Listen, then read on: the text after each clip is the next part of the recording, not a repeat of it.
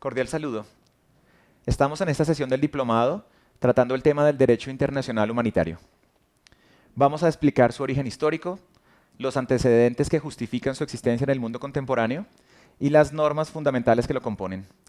tratando de dar cuenta de su legitimidad y de la relación que tienen estas normas con acontecimientos históricos desde la cual cada una de ellas se explica. Antes de empezar, es importante tener en cuenta algunas consideraciones de tipo histórico y algunas aclaraciones conceptuales que nos permitirán abordar mejor el tema. La primera de ellas, que es muy importante aclarar, es tener en cuenta que la violencia siempre ha sido uno de los motores del desarrollo social a lo largo de la historia. Y que la guerra, que es la forma más desarrollada y evolucionada, si se puede decir así, de la violencia, siempre ha sido un medio para resolver los conflictos entre distintos pueblos, así también como entre distintos individuos. Pero a pesar de la existencia de la guerra a lo largo de la historia humana, siempre han existido algunas normas que han pretendido regularla y han pretendido establecer algunos límites para que su desarrollo no desborde las posibilidades de supervivencia de los pueblos que se encuentran enfrentados. Lo que queremos decir con esto es que hay algunos antecedentes históricos del derecho internacional humanitario, que no ha existido como lo conocemos en la actualidad siempre, pero que hay algunas reglas y algunos desarrollos previos que nos permiten comprender la manera como estas normas contemporáneas responden a la conciencia histórica que ha tenido la cultura humana por atender algunas limitaciones específicas en el desarrollo de los conflictos. Es muy importante entender también que hay en muchas culturas, muchos siglos atrás, distintas normas que tienen como objetivo regular, controlar o mitigar los efectos que la guerra causa a los pueblos que la padecen. Por colocar algún ejemplo, el Código de Hammurabi establece unas limitaciones para evitar el desarrollo exacerbado de los conflictos bélicos y que, como lo dice en una de sus normas fundamentales, se deben evitar los excesos de parte de la persona fuerte o de quien tiene mayores posibilidades de desarrollar las acciones bélicas en contra de aquellos que no tienen las mismas condiciones para responder a ellas. Es muy importante entender que las normas que anteceden históricamente al derecho internacional humanitario se basan en costumbres, prácticas, ciertos principios derivados de categorías morales, religiosas, políticas y militares, que en general eran hábitos adquiridos o principios de comportamiento que se iban asimilando en las sociedades con el tiempo y que tenían como objetivo regular la conducta de los combatientes. Pero como estaban basados en la costumbre, esas normas pues, no resultaban de un código, no devenían de tratados formales, sino que al no ser normas escritas devenían de la práctica habitual, de la costumbre, y precisamente por eso se conocían como reglas consuetudinarias. Esas normas no escritas que se basan en la costumbre forman el antiguo derecho consuetudinario. Tenían la finalidad pues, de garantizar el respeto por las personas que no participaban en las hostilidades, así también como brindar un trato humano a los combatientes. ¿Y qué quería decir brindar un trato humano a un combatiente o a las personas que no participaban? Pues el establecimiento de ciertos límites en medio de las confrontaciones y en medio del ejercicio de la violencia. Pero es muy importante entender que por su naturaleza su cumplimiento no depende de la conformación de la acción con respecto a un código o de que su respuesta se viera entrelazada con la existencia de una ley previa, sino que era más bien resultado de una práctica reiterada en el tiempo, de una costumbre y de algunas normas previas que permitían a los ejércitos acostumbrarse a los desarrollos que la misma guerra iba generando. Es importante además entender que con el paso del tiempo, pues, esas reglas consuetudinarias basadas en la costumbre se empiezan a formalizar y empiezan a aparecer unos primeros tratados, muchos de los cuales se elaboran entre las partes en conflicto después de las batallas. Es decir, habían unos primeros escritos que se conocían como carteles, que eran unas normas mínimas de respeto para la confrontación bélica que se asumían de manera bilateral entre las dos partes enfrentadas. De la misma forma con lo anterior, aparecen una serie de reglamentos o unas leyes que promulgaban los ejércitos para el comportamiento de sus propias tropas, en donde se establecían algunos límites y algunas reglas que permitían controlar los excesos que se desarrollaban en las batallas. Pero eran normas específicas, circunscritas a contextos históricos determinados, entre partes enfrentadas y que se podían determinar claramente, así también respondiendo a culturas y a épocas específicas. Hay que decir también, y eso es muy importante en la comprensión de los antecedentes del derecho internacional humanitario, que hasta el siglo XIX las incipientes normas que controlaban los conflictos armados, además de que eran resultado de contextos específicos, históricos y culturales, no tenían un alcance global y no podía pensarse en realidad en la existencia de normas que regularan los conflictos a nivel internacional o que pudieran ser asumidos por todos los estados. Esas normas entonces no tenían un alcance más allá de las partes que estaban enfrentadas y no excedían los límites de las culturas que amparaban a los ejércitos enfrentados. Esas normas culturales que daban sentido a los primeros tratados que regulaban la guerra, pues respondían a discursos históricos, a intereses políticos, económicos, y esos factores culturales, sociales y políticos determinaban su configuración en un sentido estrictamente bilateral, es decir, no podían entenderse más allá de las partes que estaban enfrentadas y por lo tanto no podían tomarse como una referencia para otros conflictos que no cumplieran con las condiciones de las dos partes beligerantes. En esa medida, entonces, podemos decir que solo hasta el siglo XIX, o más bien que desde el siglo XIX, empieza a pensarse la posibilidad del establecimiento de algunos códigos que puedan regular los conflictos más allá de las circunstancias culturales específicas de las partes enfrentadas. Es así que en 1864, hasta la segunda mitad del siglo XIX, se empiezan a formalizar las normas que regulan los conflictos bélicos, pretendiendo hacerlas de universal cumplimiento, y de obligatorio cumplimiento, además, por todas las partes enfrentadas en cualquier escenario posible, en cualquier circunstancia histórica. En 1864 se lleva a cabo una conferencia diplomática en Suiza, en donde se firma el Convenio de Ginebra del 22 de agosto, que se entiende históricamente como el primer momento en el que aparece el primer esbozo de lo que vamos a llamar derecho internacional humanitario, que es considerado el primer instrumento multilateral de derecho internacional y que tiene o pretende establecerse como una normatividad universal más allá de circunstancias históricas específicas para que en cualquier conflicto, en cualquier contexto, puedan asumirse estas normas como limitantes a las acciones bélicas. Precisamente uno de sus precursores, Henry Dunant, sostenía que, voy a citar, en momentos extraordinarios como los que reúnen a príncipes del arte militar pertenecientes a nacionalidades diferentes, no sería de desear que aprovechasen esta especie de congreso para formular algún principio internacional, convencional y sagrado que, una vez aprobado y ratificado, serviría de base para sociedades de socorro a los heridos en diversos países de Europa. Usamos esta cita precisamente para contextualizar el hecho de que es en ese momento donde empieza a pensarse la necesidad de establecer unas leyes que puedan ser aplicadas en todos los contextos, en cualquier situación específica y que puedan establecer esos límites necesarios que son condiciones mínimas para el establecimiento de ejercicios bélicos. El Convenio de Ginebra entonces tenía como objetivo mejorar las condiciones de los militares heridos en batalla y en un primer momento el derecho internacional humanitario está circunscrito al contexto bélico del desarrollo de la batalla y se considera esa primera normatividad como la base actual del derecho internacional humanitario. Pero ese convenio tenía unas características específicas que lo hacían particularmente innovador. La primera de ellas era que era una norma escrita. Como lo recuerdan, las primeras normas que trataban de regular las batallas eran normas resultado de la costumbre, no escritas, sino acuerdos informales que se hacían entre las partes. La primera innovación que se establece en los convenios de Ginebra es que es una norma escrita y por lo tanto formal, que pretende ser universal y permanente, y cuyo objetivo es proteger a las víctimas de los conflictos bélicos y se puede aplicar en cualquier contexto y circunstancia. Segundo, que ya no es un tratado bilateral entre las partes enfrentadas, sino un tratado multilateral que es abierto a todos los estados y que cualquiera de ellos puede reconocerlo como parte de su propia normatividad interna. Tercero, porque instituye la obligación de prestar asistencia a los militares heridos y a los enfermos sin ningún tipo de discriminación, saltando con esto viejas costumbres de la guerra que consideraban que la victoria militar era razón suficiente para tomar la determinación sobre la vida o la muerte de aquellos militares que estaban heridos o que ya no podían hacer parte de las hostilidades. Y cuarto,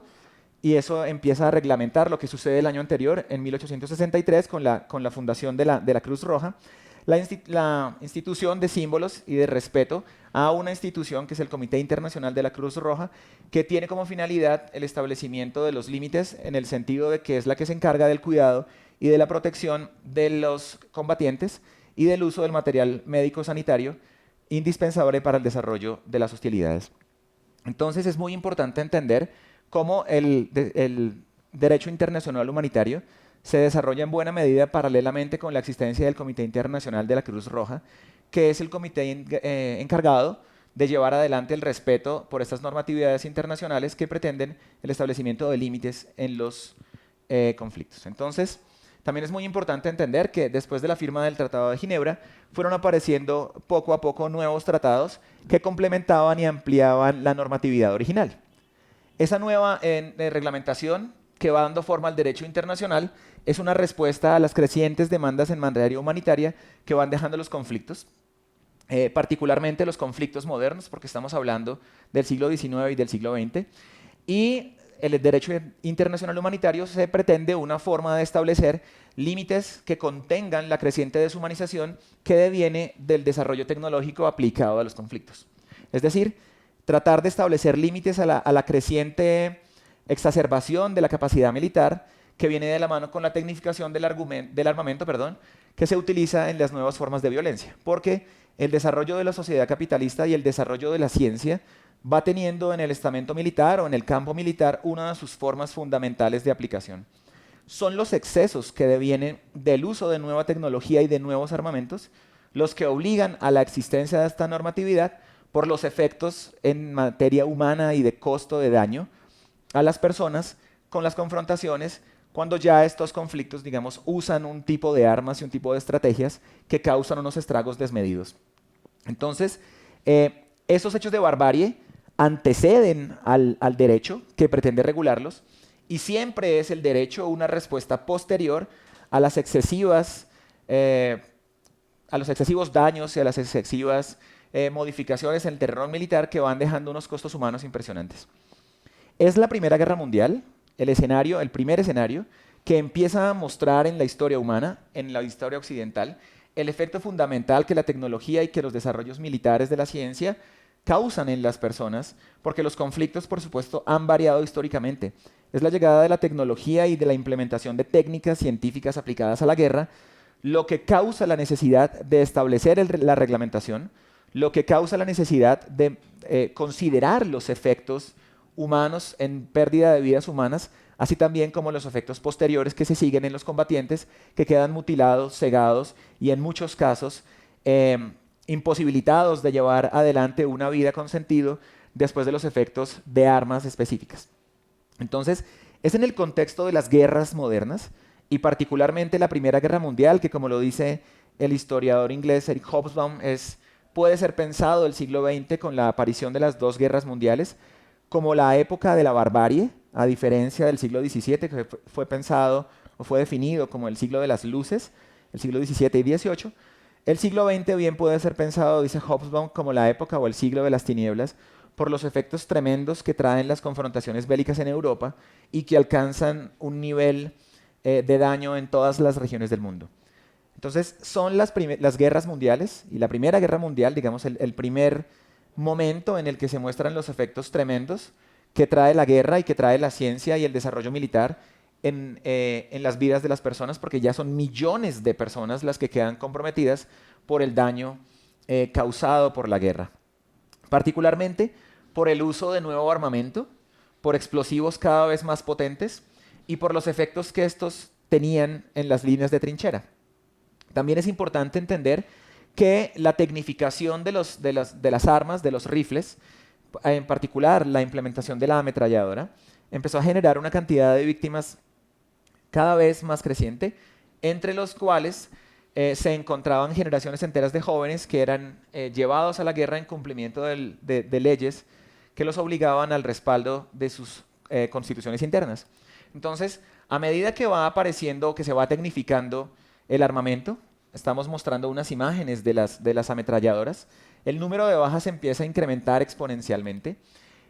Además de esto, aparece nueva tecnología, por ejemplo, en el uso de los tanques, que es un nuevo material bélico que empieza a causar estragos en las líneas enemigas en cada uno de los bandos enfrentados, porque cada uno de los bandos enfrentados en la Primera Guerra Mundial empieza a gestar sus propios desarrollos tecnológicos. No es en vano la afirmación que han hecho muchos sociólogos y filósofos políticos de que es desafortunadamente la guerra el teatro de operaciones específico y propicio, no solamente para el desarrollo de la economía capitalista, sino para la concreción de todas las estrategias de ingeniería y de ciencia que ven en la guerra un terreno de aplicación de sus desarrollos más específicos. Como podemos ver en las imágenes, ambos bandos empiezan a desarrollar una tecnología muy particular, que es una tecnología nueva, innovadora, a diferencia de antiguos conflictos en donde el enfrentamiento si bien tenía el uso de la pólvora y causaba daños en las líneas enemigas por el uso de bombas o de algún tipo de explosivo, es la Primera Guerra Mundial el momento en donde ya la tecnificación llega a un nivel extremo, en donde ya se puede empezar a suplantar la vida del soldado como regente de la acción bélica, o al menos de la protección que le comporta el uso de un tanque o de alguna otra estrategia militar. No solamente se desarrolla la guerra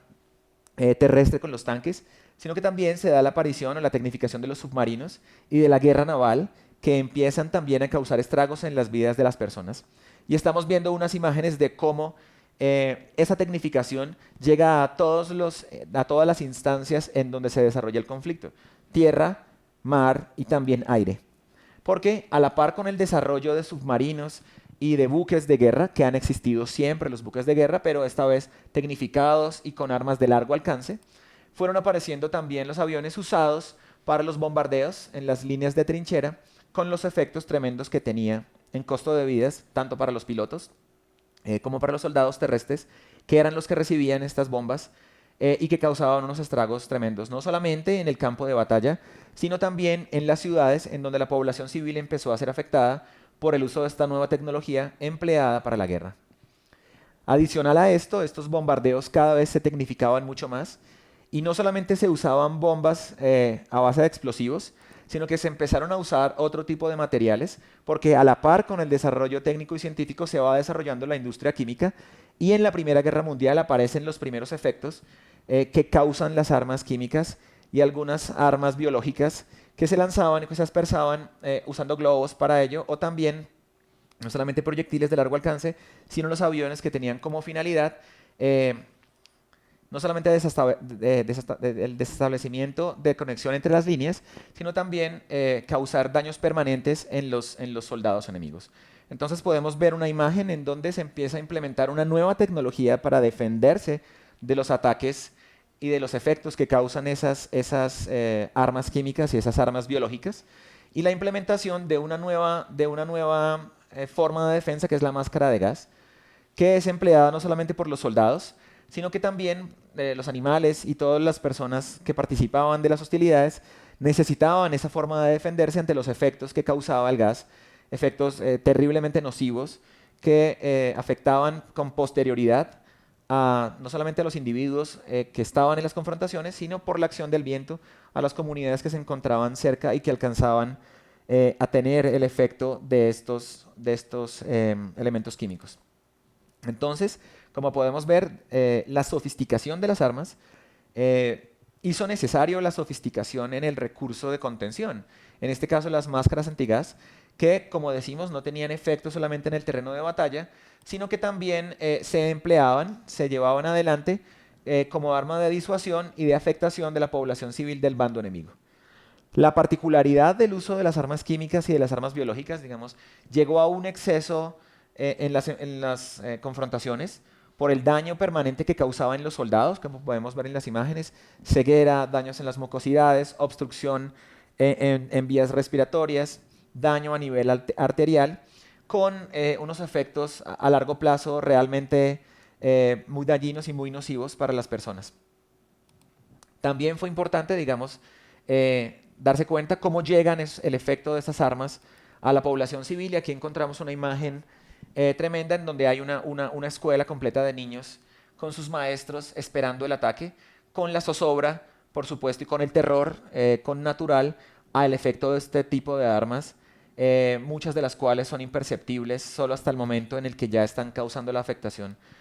a las personas. Por supuesto, digamos, el efecto fundamental y el daño fundamental que se causa en todo conflicto es a la población civil, a las personas que no participan y que siempre terminan siendo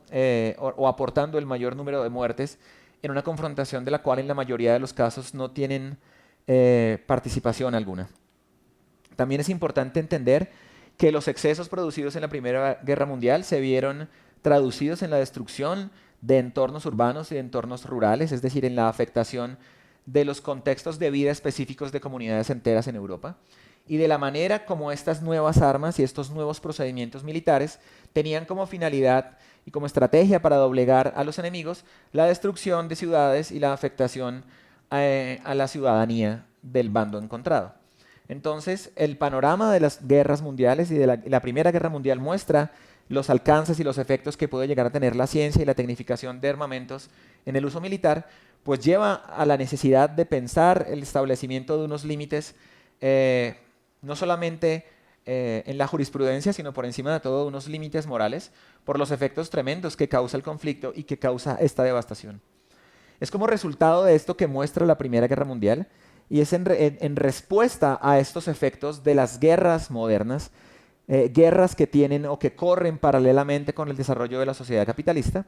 que se hace necesario el establecimiento de una normatividad que se va empezando a desarrollar y que con el tiempo se empieza a complementar. Esa normatividad que tiene como finalidad el establecimiento de los límites a esa acción bélica, empieza, como dijimos, en el Convenio de Ginebra de 1864, que tiene como finalidad mejorar las condiciones de los militares heridos en los campos de batalla. Esa primera reglamentación se empieza a complementar con el tiempo y 2 años después, en la Declaración de San Petersburgo, se establece la prohibición del uso de ciertos proyectiles en la guerra y en general del uso de armamento que agravaría inútilmente el sufrimiento de los combatientes. Porque esa tecnificación, a medida que va avanzando, pues causa mayores efectos en el bando contrario y el bando que ha sido afectado empieza a desarrollar también paralelamente sus propios desarrollos técnicos y científicos para causar un daño correlativo al que han recibido sus tropas. Lo que hace siempre la reglamentación, la formulación jurídica del problema, es tratar de responder a unos hechos que la anteceden, frente a la cual la jurisdicción del tratado pretende establecer los límites de aquello que ha atestiguado como un hecho de barbarie. En 1899 aparecen los convenios de La Haya sobre las leyes y costumbres de la guerra terrestre y sobre la adaptación de la guerra marítima a los principios del Convenio de Ginebra de 1864. Posteriormente, unos años después, en 1906, se revisan nuevamente y se actualizan el Convenio de Ginebra, así también como los tratados posteriores que trataron de complementarlo, y se incluye un factor muy importante iniciado el siglo XX, y es la inserción de los heridos y de los civiles y enfermos en los tratados internacionales. No solamente a los combatientes, sino a las personas que quedan heridas, a las personas que están enfermas y a la población civil. En el año siguiente, en 1907, se da una revisión de los convenios de La Haya de 1899 y la aprobación de nuevos convenios que, a medida que se van desarrollando los conflictos, pues se va ampliando la normatividad que pretende controlarlos. En 1925 aparece el Protocolo de Ginebra, este sí, abiertamente como resultado de los efectos que causa en la Primera Guerra Mundial el uso de las armas químicas, esas imágenes que veíamos hace un rato de poblaciones enteras y soldados afectados por el uso de gases tóxicos, bien sea químicos o armas biológicas. Y en el Protocolo de Ginebra de 1925 se establece la primera prohibición en la guerra para el uso de este tipo de armas. Es además importante tener en cuenta que en este periodo entre guerras, particularmente en 1919 con el Tratado de Versalles, que reconfigura el mapa político europeo y coloca a Alemania en una situación política particular porque la obliga a responder por las hostilidades y por los daños causados durante la Primera Guerra Mundial. Es con motivo del Tratado de Versalles que se empieza a reorganizar el mapa político europeo y son los convenios obtenidos entre los aliados con Alemania para el establecimiento de los límites militares y la obligación a Alemania de reparar los daños económicos producidos en los países afectados por la Primera Guerra Mundial, que empieza a pensarse la posibilidad del establecimiento de un organismo multilateral que pueda regular los conflictos de alcance internacional, como lo fue la Primera Guerra Mundial, y es como desarrollo de los efectos del Tratado de Versalles que aparece en ese mismo año lo que sería el antecedente de la ONU, de la Organización de Naciones Unidas, que fue conocida como la Sociedad de las Naciones, que es ya, digamos, el primer momento en el que aparece la necesidad de establecer un acuerdo multilateral a nivel internacional para regular los conflictos y para establecer un entorno normativo y también político que permita mediar en la aparición de esas confrontaciones.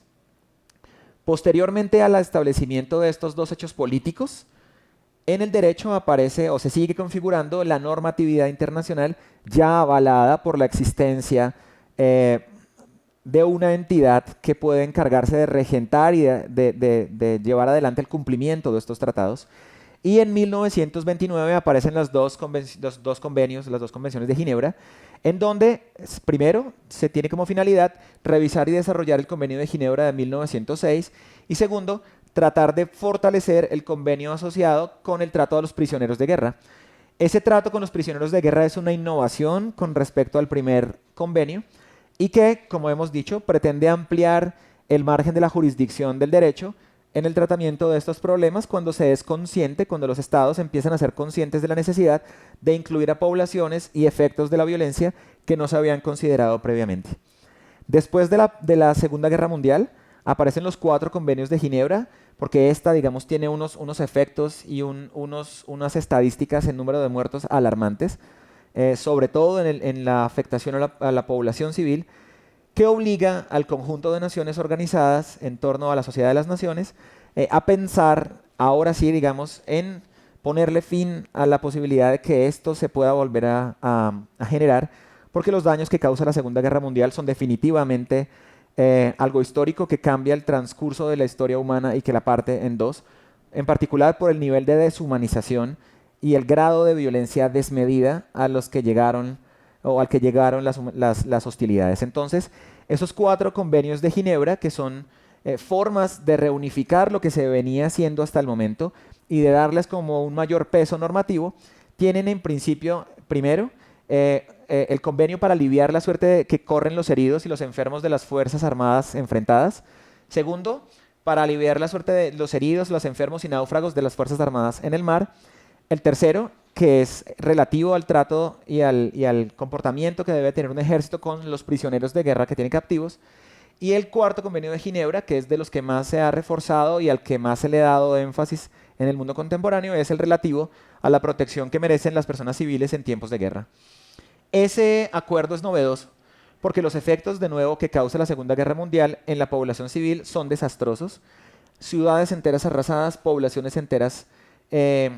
pertrechadas, expulsadas, por no mencionar el efecto que tuvo el genocidio sobre distintos grupos poblacionales que hacen necesario pensar el efecto que están causando los conflictos orientados sobre la dinámica de la guerra moderna en las personas que no participan de ella, es decir, en los civiles, en los ciudadanos, muchas veces indefensos al ataque inmisericordia de bombarderos o el ataque terrestre o el ataque marino. En 1954 aparece la Convención de La Haya para la protección de los bienes culturales en caso de conflicto armado, es decir, un factor adicional de protección porque no solamente quedan arrasadas las personas, que es lo más importante en realidad y lo que por principio moral se debe proteger en primera instancia, pero también esa Convención de La Haya descubre que es importante en el desarrollo de la vida humana la construcción simbólica de esa vida territorial y materialmente en el sentido de la protección a esos bienes culturales entendidos como bibliotecas, espacios religiosos, espacios de cultura, que a fin de cuentas son todo aquello en lo que consiste la existencia de la vida humana en sociedad, que no se reduce, por supuesto, a su mera materialidad corpórea, sino que también lo que la humaniza es el establecimiento de esas manifestaciones culturales que son tan importantes. En 1972, más adelante, se crea la convención o aparece la Convención sobre el uso de armas bacteriológicas que prohíbe el desarrollo, producción y almacenamiento de armas biológicas y toxínicas, regulando también su destrucción controlada. Y es una forma de llevar a cabo y darle como más peso a la Convención de 1925, que no fue respetada durante los periodos de guerra posteriores a la segunda mitad del siglo XX. Después, 5 años después, aparece uno de los elementos más importantes en el desarrollo del derecho internacional humanitario, que son los 2 protocolos adicionales a los convenios de Ginebra del 49, que se firman en 1977, que mejoran la protección de las víctimas de los conflictos armados internacionales, que es el protocolo 1, y los no internacionales, que es el protocolo 2. Estos protocolos adicionales se firman en el contexto del desarrollo de las guerras de liberación nacional, particularmente en el caso de los procesos de descolonización africana, y muchos de los países, de los nuevos estados más bien, asumen parte de esta normatividad a pesar, digamos, de que son incipientes desarrollos internos aquellos que permiten, tras la emancipación colonial, el establecimiento de la normatividad propia del Estado. Muchos de los estados africanos surgen paralelamente con los protocolos adicionales de 1977 y los asumen como parte de su estructura constitucional. 3 años después, en 1980, aparece la Convención sobre Prohibiciones y Restricciones del Empleo de ciertas armas convencionales que pueden considerarse excesivamente nocivas o de efectos indiscriminados. A esta se le añaden 3 protocolos. El primer protocolo sobre fragmentos no localizables, el segundo protocolo sobre prohibiciones o restricciones en el empleo de minas, armas trampa y otros artefactos, y el tercer protocolo para la prohibición y el uso de armas incendiarias. Después, en 1993, de nuevo y paralelamente por el desarrollo técnico que van alcanzando los distintos países, se hace necesario establecer otro límite o poner un nuevo freno desde el derecho al uso de otro tipo de armas que se van desarrollando, particularmente al de las armas químicas, que también, como los anteriores, regula y prohíbe su desarrollo, producción, almacenamiento, así también como su adecuada destrucción. En 1995 aparece el protocolo sobre las armas láser cegadoras, que se conoce como el protocolo 4 de la Convención de 1980, que es de nuevo una innovación, precisamente por la particularidad específica del arma que se quiere controlar, un arma láser que tiene efectos en la visión de los soldados. Un año después aparece el protocolo sobre restricción de armas explosivas terrestres, las minas, armas trampa y otros artefactos. Y en 1997 el Tratado de Ottawa, que es la Convención sobre la Prohibición del Empleo, Almacenamiento, Producción y Transferencia de las Minas Antipersonales, así también como regular su destrucción. Este tipo de armas, que ustedes saben bien, han causado tanto efecto dañino y negativo en los campos de Colombia, porque son armas no convencionales que se han usado sistemáticamente por los distintos grupos armados que han hecho parte del conflicto en nuestro país. En 1998 se firma el Estatuto de Roma de la Corte Penal Internacional para dar mayor fortaleza a los convenios vigentes hasta el momento. En 1999 se vuelve a revisar el protocolo de la Convención del 54 sobre bienes culturales para darle una mayor actualidad y para fortalecerlo con respecto a los avances de lo que se entiende por bien cultural entrado ya el siglo XXI. En el año 2000 se gesta el protocolo facultativo de la Convención sobre los Derechos del Niño relativo a la participación de menores en los conflictos armados, y en el 2001 se gesta la enmienda del artículo 1 de la Convención sobre ciertas armas convencionales.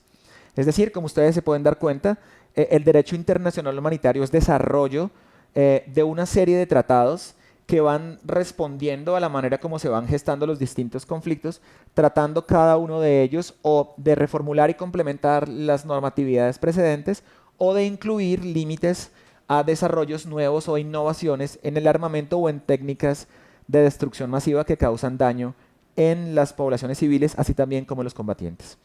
Entonces, como hemos podido ver hasta el momento, pues esta normatividad que se ha ido modificando con el tiempo, se hace necesario que se vaya transformando, que se vaya complementando, en la medida en que esas prácticas y métodos violentos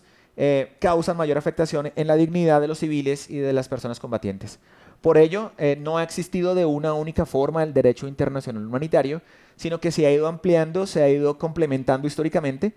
precisamente porque los conflictos van cambiando, entre otros factores, como hemos dicho, por la creciente tecnificación del armamento.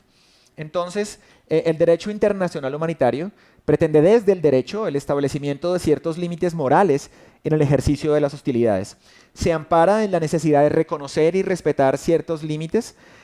con la finalidad de proteger y de limitar,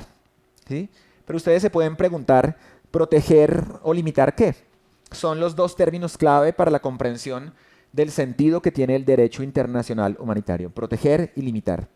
Como primera medida, el derecho internacional humanitario protege a personas que no participan de las hostilidades, civiles, personal médico, religioso, entre otros. También protege a quienes ya no participan en los combates, por ejemplo, los heridos de guerra, los enfermos, los náufragos, los prisioneros, quienes tienen derecho a que se respete su vida, su integridad física y moral, y para ello cuentan con garantías judiciales. Estas personas deben ser tratadas con humanidad en cualquier circunstancia, sin distinción alguna que los pueda perjudicar. La protección tiene que ver en particular con la prohibición de matar o herir a un adversario, que haya entregado las armas o que esté fuera de combate. También con el cuidado de los heridos o enfermos, que siempre deben ser recogidos y atendidos por cualquiera de las partes que la tenga en su poder, sin distinción alguna del bando al que pertenezca. Además, también es importante entender que se debe respetar tanto al personal médico como a sus medios de trabajo, hospitales y ambulancias, que, por ejemplo, y desafortunadamente, durante el desarrollo del conflicto armado en nuestro país, muchas noticias al respecto de ataques a ambulancias y a personal médico, pues estremecieron a la nación paralelamente a los daños terribles que puede causar el conflicto mismo entre los combatientes. Causa un daño peor la situación de indefensión en la que se encuentra un herido, o peor aún, el ataque a un personal médico que se asume como neutral y que no tiene participación en ninguna de las configuraciones políticas o ideológicas que puedan justificar alguno de los bandos enfrentados, si es que acaso la violencia puede llegar a tener algún tipo de justificación por algún motivo. Es importante también tener en cuenta que la protección alude a la vida de los prisioneros de guerra, que también deben tener un trato digno, así como los civiles que están bajo la autoridad de la parte adversa. Y como decíamos, se les deben proveer los bienes y los medios necesarios para su subsistencia, no solamente en términos materiales, sino también en la comunicación con sus familiares, lo que se traduce en la existencia de pruebas de supervivencia y en el respeto de normas mínimas garantizadas por el derecho a su vida y a su dignidad. También es importante tener en cuenta que el derecho internacional humanitario establece unos símbolos que son aquellos que permiten el reconocimiento del personal médico, del personal humanitario, que está tratando de ejercer labores de cuidado en estas personas vulneradas y que funcionan como emblemas, como el establecimiento de límites simbólicos en el ejercicio de las hostilidades para impedir la acción bélica contra el personal médico o de apoyo o el personal sanitario que porta estos emblemas y que se reconoce a través del emblema como una persona que trata de llevar adelante una ayuda humanitaria y que en realidad no solamente funciona desde una perspectiva de neutralidad, sino desde una perspectiva humanitaria. Es decir, la única finalidad que tiene esa atención médica es la salvaguarda de la vida de las personas que están bajo el efecto del combate. Pero además de lo anterior, el derecho internacional humanitario limita los medios para hacer la guerra, que no se puede hacer de cualquier forma y que ninguna finalidad que pueda estar detrás de alguna confrontación justifica los medios para llevarla a cabo. Particularmente la limitación en las armas, así como decíamos, de algunas tácticas o de algunos medios que se desarrollaban, como el bombardeo a la población civil o el uso de armas químicas. Muchos de esos armamentos no convencionales o que causan daños a gran escala, como las armas químicas y biológicas, las balas explosivas, las armas láser que causan ceguera y las minas antipersonales, pues están contemplados en las normas escritas y es de lo primero que se intentó regular siempre. El efecto de armas que tuvieran esa capacidad de hacer daño y de gestar efectos posteriores permanentes que inhabilitaran o incapacitaran a las personas que participaban en las hostilidades o en los civiles de llevar después de ellas una vida en condiciones dignas o de normalidad. El derecho internacional humanitario entonces también limita, como decíamos, los medios y los métodos militares, particularmente aquellos que no distinguen entre las personas que participan en los combates y aquellas que no, con el fin de respetar la vida de la población civil, de las personas civiles y de los bienes civiles.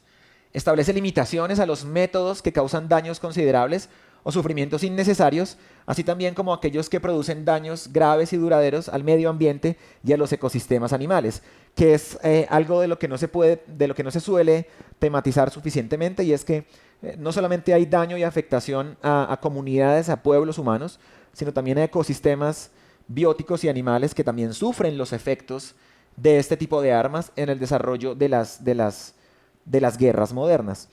Buena parte de esa falta de consideración que tiene el efecto que causa a la naturaleza y al entorno animal tiene que ver con esa mentalidad moderna que supone la primacía de los intereses humanos y de los seres humanos por sobre otras formas de vida que son consideradas inferiores al género humano. Es decir, también se pueden comprender como efectos de esa mentalidad moderna de supremacía expresada en la idea de voluntad de poder, de la cual, por supuesto, la guerra es su efecto más poderoso y tal vez el más contradictorio sobre la condición humana que el discurso moderno dice defender. Entonces, ya que hemos dado pues, estos antecedentes, ¿Qué es entonces el derecho internacional humanitario? Aunque ya lo hemos dicho, tratemos de concretarlo en una sola definición. Como lo hemos podido decir hasta el momento, el derecho internacional humanitario es un conjunto de normas que por razones humanitarias trata de limitar los efectos de los conflictos armados.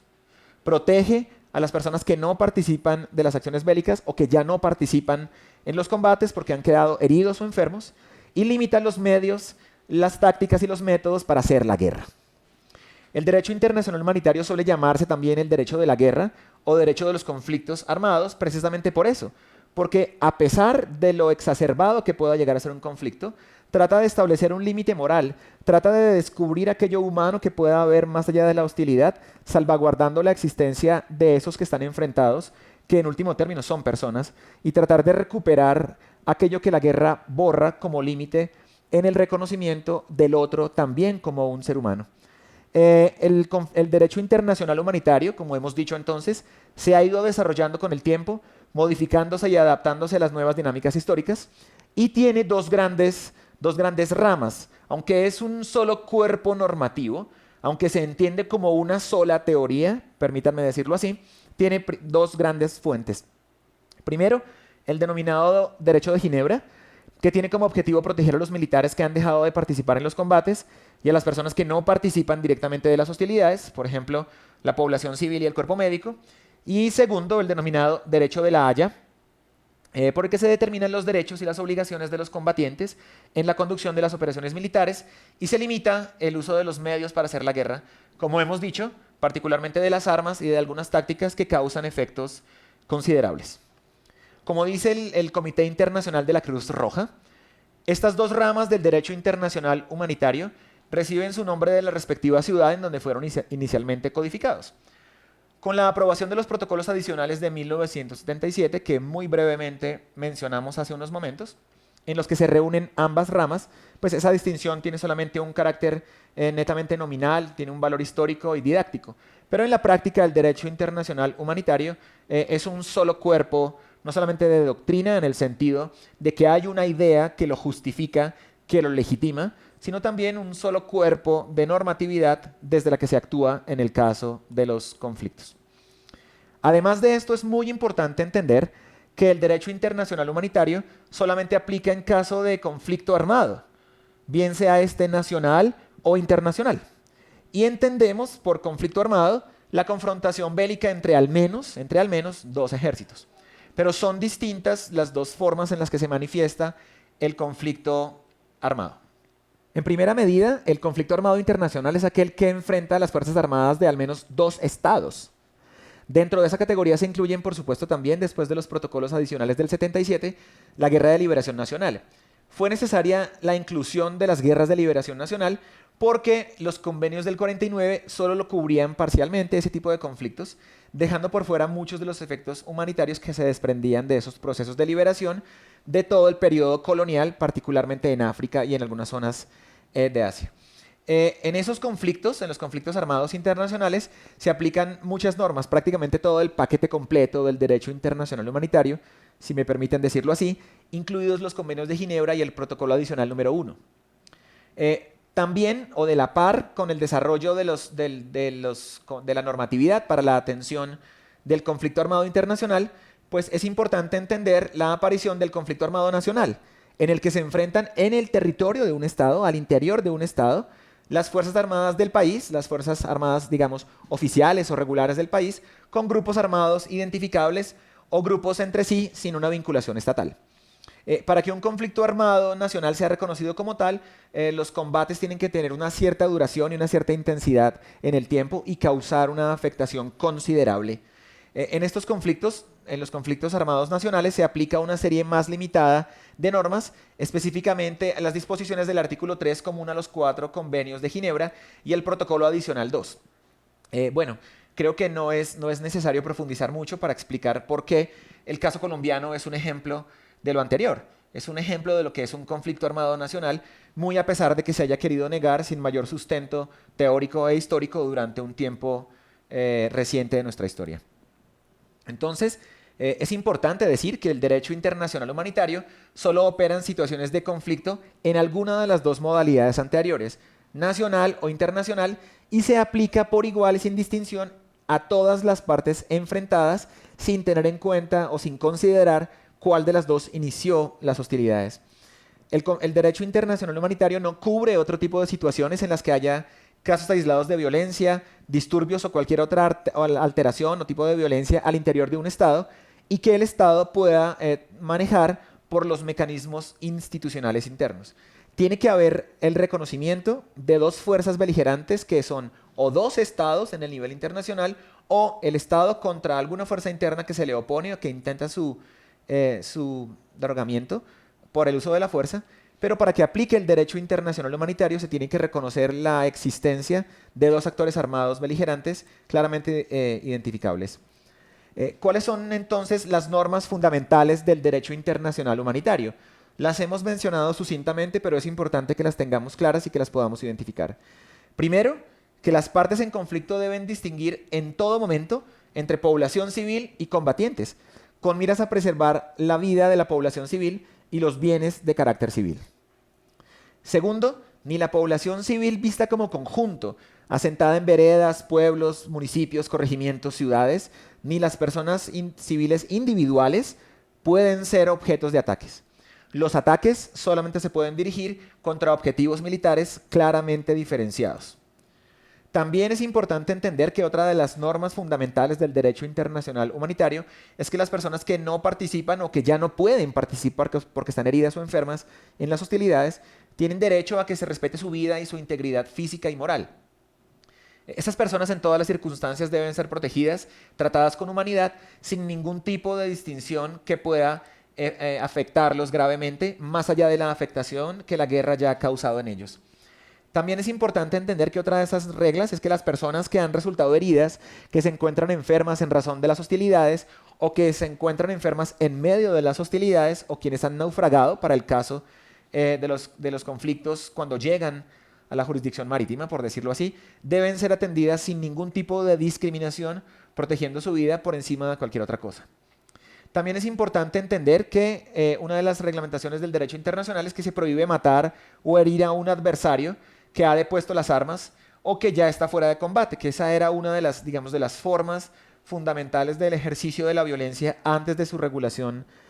internacional. Y era la manera como se disponía arbitrariamente de la vida de los prisioneros de guerra o de los heridos que eran generalmente rematados o usados como trofeos en las batallas. Esa es uno de los avances más importantes que produce el derecho internacional humanitario. El reconocimiento del adversario no solamente como enemigo, sino como una persona que ya no está en posibilidades de responder a un ataque y que fuera de la beligerancia propia de la guerra se encuentra en una condición de indefensión que merece la atención y el respeto por su humanidad vulnerada como resultado de la guerra. También es importante entender que las partes en conflicto y los miembros de las Fuerzas Armadas no tienen un derecho ilimitado para hacer la guerra, así como tampoco para los medios que usan para llevarla a cabo. Y eso tiene que ver, digamos, y eso es lo que recoge toda la normatividad, que pone límites a las armas no convencionales, particularmente aquellas que vienen de armas incendiarias, armas láser que mencionábamos hace un rato, todo este armamento biológico y químico que tanto daño causa a las poblaciones civiles y a los combatientes. No hay un derecho ilimitado para el desarrollo de las hostilidades, porque ningún fin que justifique la hostilidad justifica los medios para alcanzarla, y no solamente en la guerra, sino en general en cualquier actividad humana.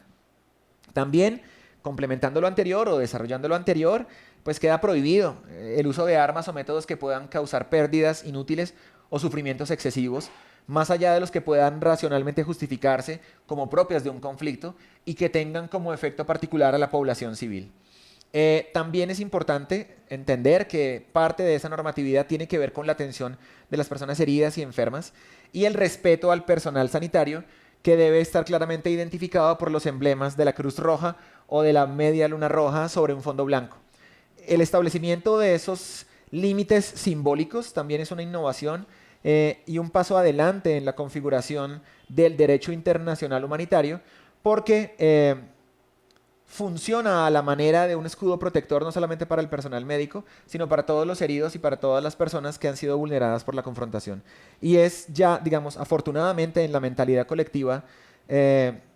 la cultura podría atreverme a decir eso, ya es un sinónimo de protección y de respeto a la integridad de las personas, alguno de esos dos símbolos que hemos mostrado anteriormente y que podemos ver en la siguiente imagen. Ese símbolo quiere decir límite, ese símbolo quiere decir respeto, ese símbolo quiere decir dignidad humana,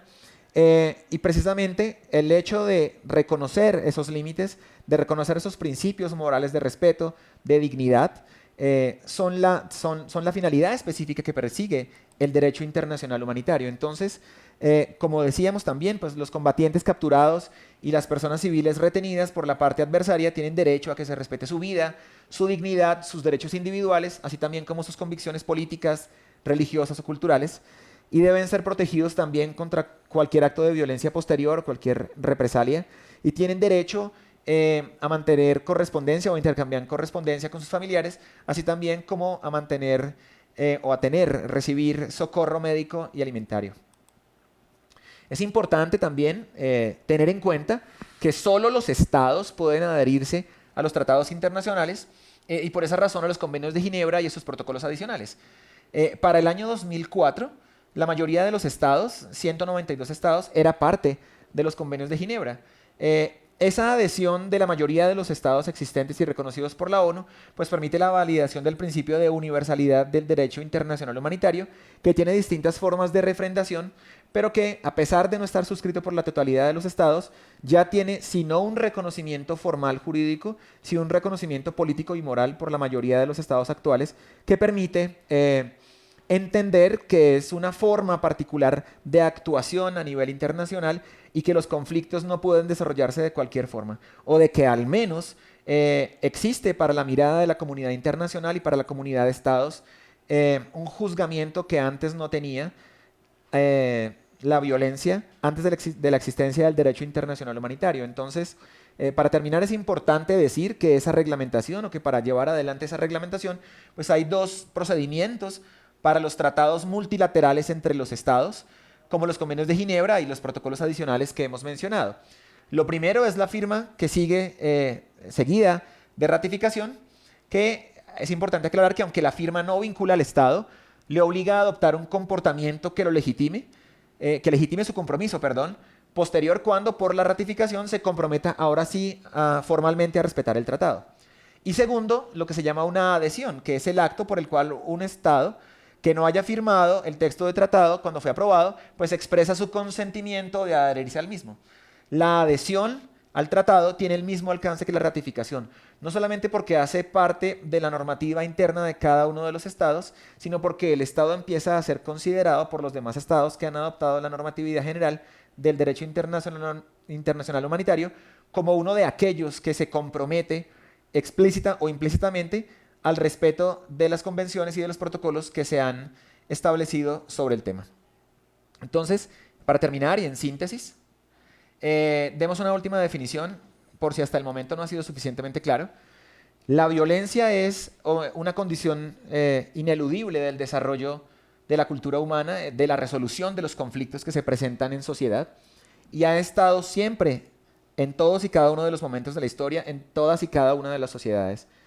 Pero esa forma desarrollada de la violencia, que es la guerra, ha tenido unos excesos a lo largo del tiempo que han obligado al establecimiento de unos límites que impidan su desarrollo a tal punto que pueda verse comprometida la sostenibilidad de la misma especie.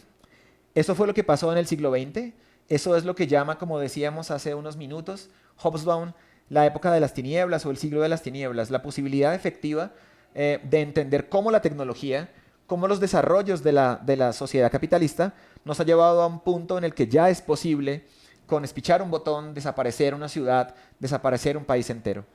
Precisamente ante el efecto y ante el daño que han causado esa violencia, fue necesario la formalización de aquello que antes era simplemente un acuerdo entre dos partes enfrentadas, de aquello que devenía simplemente de la costumbre, de aquello que era resultado de alguna forma particular de hacer la guerra, pero que no se había formalizado porque tampoco se habían desarrollado los estados y ellos mismos tampoco se habían formalizado. El derecho internacional humanitario corre paralelamente con la existencia de los estados modernos, con su formulación específica y con la posibilidad de reconocerse sobre una normatividad que se sustente en la garantía y el respeto a la vida de las personas. El derecho internacional humanitario es una forma, si me permiten decirlo así, en que los estados empiezan a ser conscientes de sí mismos en su legitimidad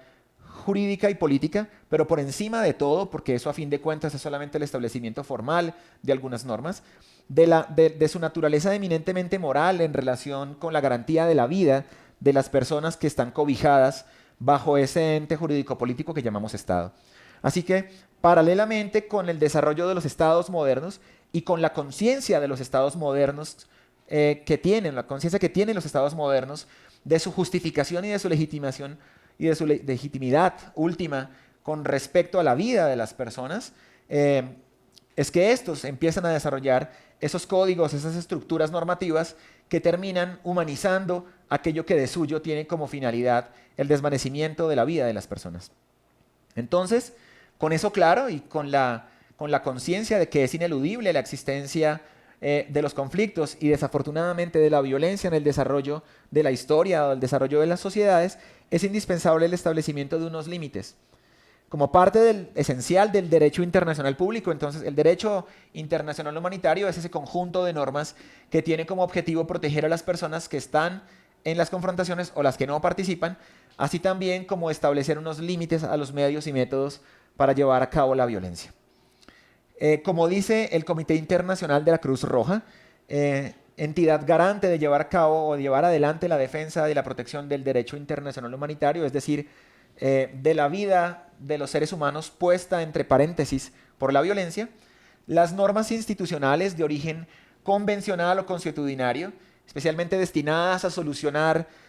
los problemas de índole humanitaria que se derivan directamente de los conflictos armados, internacionales o no, y limitan por razones humanitarias el derecho de las partes en conflicto a utilizar los métodos y medios de hacer la guerra de su elección y protegen a las personas y los bienes afectados o que pueden verse afectados por el conflicto. Entonces, como podemos ver, en síntesis, cuando hablamos nosotros de derecho internacional humanitario, nos referimos no solamente a ese conjunto de normas, sino nos referimos fundamentalmente a la conciencia que adquieren los estados y a la conciencia que van adquiriendo las sociedades del establecimiento de ese respeto, de esos límites sin los cuales en realidad no es posible hablar de una cultura humana. Espero que la explicación haya sido suficientemente clara para ustedes y nos vemos en una próxima oportunidad. Muchas gracias.